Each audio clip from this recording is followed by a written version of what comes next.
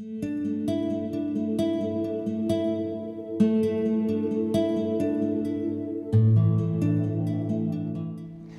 let's visit a program you're probably familiar with. Meals on Wheels is a nationwide nutrition program funded in part by the Federal Older Americans Act.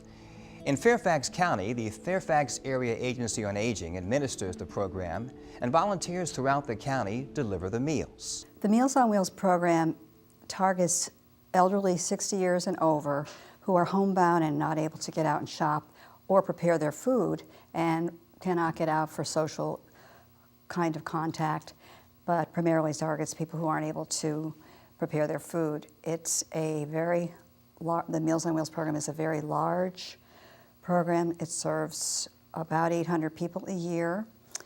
We have social workers who go out and assess the client for their needs, including, their need for food. And the day-to-day operation is run by volunteers. In order to be eligible, you must be unable to get out on your own primarily. It doesn't mean you can't go to the doctors, but usually people need assistance to get out. They can't grocery shop. They can't prepare their food. There's a variety of reasons as to why someone might need it. There are long-term health problems, short-term recovery from a surgery or a stroke, those kinds of things that affect people that would require them to need assistance with meal preparation. Volunteers from all walks of life use their lunch hours to deliver meals once a month or more if their schedules allow.